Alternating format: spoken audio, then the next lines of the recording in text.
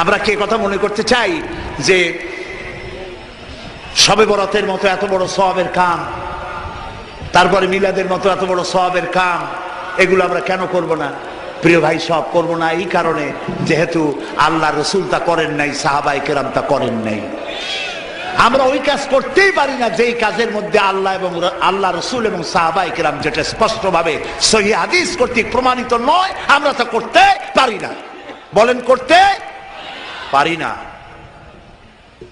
নামাজ, নামাজ, এই নামাজ আমাদের অনেকেরই নামাজ হয় না।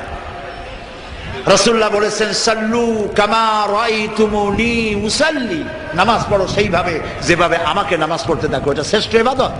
মুরগির দানার মতো খাওয়ার নাম ইবাদত নয়। মুরগির দানা খাওয়া দেখছেন তো? কথা না কইলে বুঝি কি? এই যে ঠক্কর ঠক্কর লাগাইতেই থাকে। সেজদা একটা দিয়া আর একটা দেওয়ার জন্য মোটেও সময় নেই। আরেকটা রুকু দিয়া দাঁড়াবার আগেই সেজদা, সেজদা শেষ হওয়ার আগে আরেকটা সেজদা। নামাজ হয় নাই। তাদিলে আরকান করা, তাদিল মানে বরাবর করা। যতটা সময় রুকুতে ততটা সময় কিয়ামে, যতটা এক সেজদায় ততটা দুই সেজদার মাঝখানে। এটা করতে পারলাম না, নামাজ রসুলের মতো হইল না। আপনার নামাজ হবে না আমি তা বললাম না, আল্লাহ খুব ভালো জানেন নামাজ হবে কিনা। কথা বুঝে আসতেছে?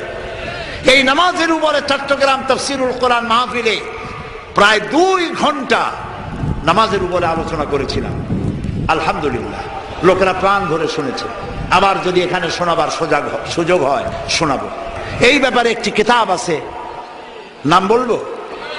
বর্তমান বিশ্বের শ্রেষ্ঠ হাদিস বিশারদ আল্লামা নাসিরউদ্দিন আলবানী রাহমাতুল্লাহ আলাইহি, তার লেখা সালাতুর রসুল, রসুল্লাহর নামাজ, একটি বই আছে। এই বইটি আমি পড়ার জন্য সকলকে অনুরোধ করি। সহিহ হাদিস দিয়ে বইটি লেখা। নামাজ যদি না হলো কোন ইবাদত কবুল হবে না। প্রথমে কিয়ামতে প্রথমে কি প্রশ্ন হবে বলেন সবাই? নামাজ। নামাজ কবুল, সব কবুল। নামাজ কবুল না, কোনটা কবুল না। প্রিয় ভাই সব, আল্লাহর নবী বলেছেন, লা দীনা লিমান লা সালাতা লাহু, যার কাছে নামাজ নাই তার কাছে দ্বীন নাই। আল্লাহ রাসূল বলেছেন, মান তারাকা সালাতান ফাকাদ কাফারা, মান তারাকা সালাতান মুতাআম্মিদান ফাকাদ কাফারা। ইচ্ছে করে নামাজ ছেড়ে দিল, কাফের হয়ে গেল।